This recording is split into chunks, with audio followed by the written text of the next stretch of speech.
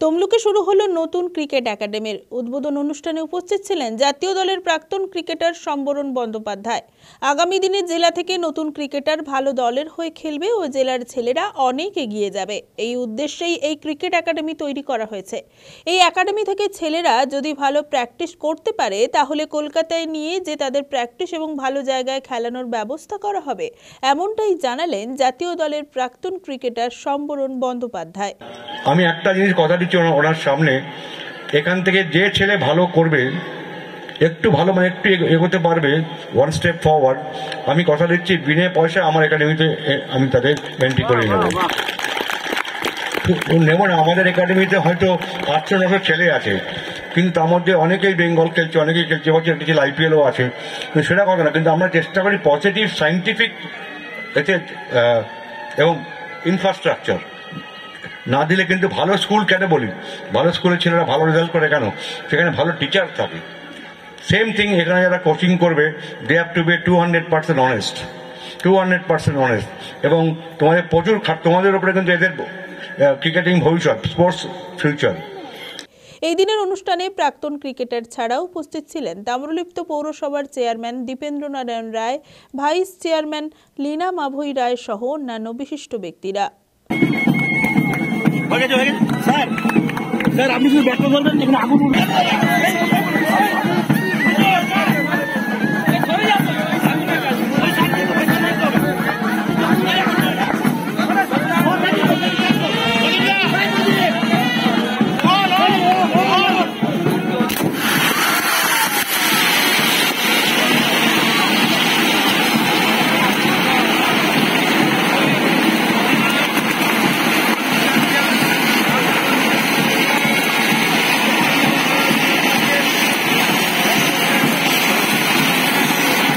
কলকাতায় যাওয়া সম্ভব নয় এবং কলকাতায় থেকে একাডেমিতে যে প্র্যাকটিস করা দরকার সেটা গ্রাম বাংলা বা জেলা সদর থেকে এই যে আজকে শুরু হলো কতটা প্রয়োজন?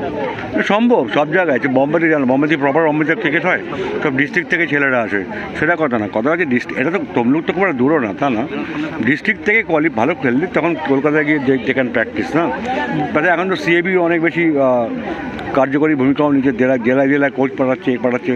আমি ভালো করে আমি পরে গিয়ে সিএবিতে বলে দেবো যাতে কোচ আরও পাঠাতে পারে। সেই দিক থেকে আজকে তমলুক এখানে যারা অর্গানাইজ করলো অত্যন্ত ভালো লাগলো আমার। দেখা যাক 3-4 বছর বাদে কোন জায়গায় দাঁড়ায়। ওয়ান ডে বা আইপিএল নিয়ে যেটা বলছিলেন যে টেস্ট যে খেলা যে একদম ক্লাসিক্যালের সমান, তো সেটা কি বলবেন এই বিষয়ে? টেস্ট ক্রিকেটে কখনো মৃত্যু হয় নাকি? টেস্ট ক্রিকেটে অ্যাশেজ সিরিজ দেখো, ইংল্যান্ড অস্ট্রেলিয়া, ইন্ডিয়া অস্ট্রেলিয়া দেখো, লাল বলের শাস্ত্রীয় সঙ্গীত, ক্লাসিক্যাল মিউজিক। T20 বা IPL is very popular game, আরও পপুলার হবে, আরও টাকা বাড়বে, কিন্তু প্যারালালি টেস্ট ক্রিকেটও থাক, কিন্তু নিয়মকানুন হয়তো পাল্টাবে, হয়তো 100 ওভার বা 120 ওভার পার টাইপে আসতে পারে, আমরা যেটা ভাবছি আর কি। টেস্ট ক্রিকেটে মৃত্যু হয় না কখনো। আইপিএলে এবছর যে জিরো, গতবারে যে হয়তো ভালো ছেলেছিল, এবারে জিরো, ফিটনেসের ব্যাপারটা যেটা বলছিলেন, ফিটনেসটা জরুরি। আইপিএল ওরমভাবে হয় না। Mitchell Starc last year highest paid player ছিল, ঠিক আছে, মিচেল স্টার্ক এবার খুব স্ট্রাগল করছে, সেটা কথা না। ঋষভ পন্ত এবার হাইয়েস্ট পেড প্লেয়ার। যে ছেলেটা সেন্সেশন বৈভব, 13 ছেলে, বিহারের ছেলেটা 13+, এলে পাওয়ার আসতেই পারে না, সে আইপিএল খেলছে। জানি না 13-এ কিরম পাওয়ার আসবে ওর। আমি ওর খেলা আমি একটা ক্যাসেটে দেখলাম, পাওয়ার আছে, কিন্তু 13+, তাহলে হলো ইট ইজ ম্যাজিক। 13 বছর 14 বছর বয়সে আইপিএল খেলা যায় না।